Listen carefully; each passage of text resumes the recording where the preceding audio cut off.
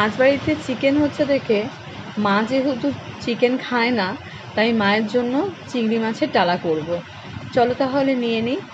অল্প চিংড়ি মাছ দিয়ে নিয়েছি, এখানে কুচনো পেঁয়াজ, লঙ্কা, রসুন কুচি, আদা বাটা, টমেটো বাটা, আর এখানে নিয়েছি শুকনো লঙ্কা গুঁড়ো, গোটা জিরে, শুকনো লঙ্কা, হলুদ, নুন স্বাদ মতো। তাহলে চলো কড়াইতে তেল দিয়ে দিই।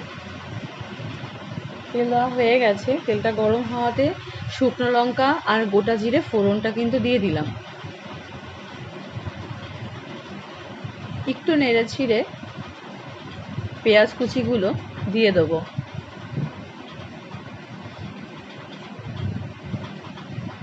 পেঁয়াজ কুচিগুলো হালকা ফ্লেমে ভাজবো। মা যেহেতু চিনি খায় না, তাই মায়ের জন্য আর চিনি দেওয়া হলো না, নাহলে তোমরা কিন্তু চিনিটাও অ্যাড করতে পারো। এখানে চিংড়ি মাছগুলোকে নুন আর হলুদ দিয়ে একটু মাখিয়ে নিলাম।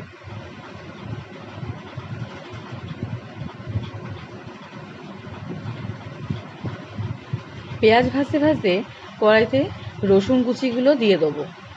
এবার আবারও ভাজতে থাকবো কিছুক্ষণ।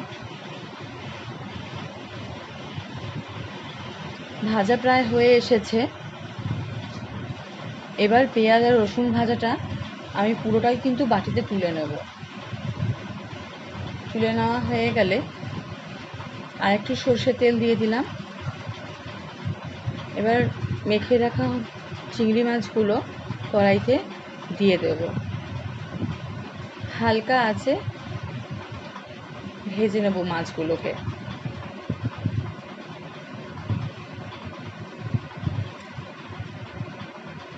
ভাজা হয়ে এসেছে। এবার ওখানেই কাঁচা লঙ্কা ছিঁড়ে দিলাম আর আদা বাটাটাও দিয়ে দিলাম।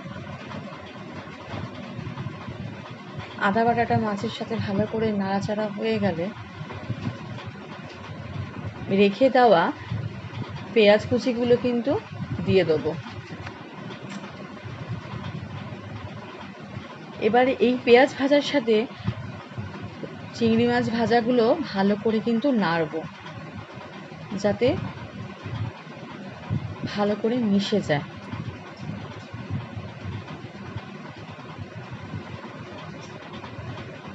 দেখো ভালোই করে হয়ে গেছে।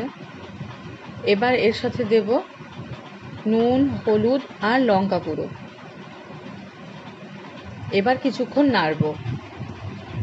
নাড়া হয়ে এসছে। এবার টমেটো বাটাটা কিন্তু দিয়ে দেবো। টমেটো বাটাটা দেওয়ার পর একটু নাড়বো, যাতে কালারটা ভালোভাবে আসে।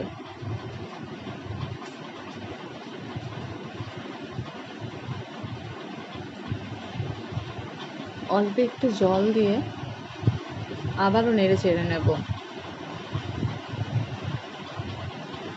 ভালো করে মশলাটা ভালো করে মাছের গায়ে লেগে গেছে।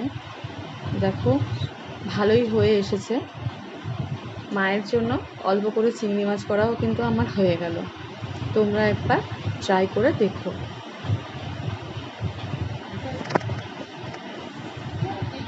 আর তোমরা ভালো থেকো।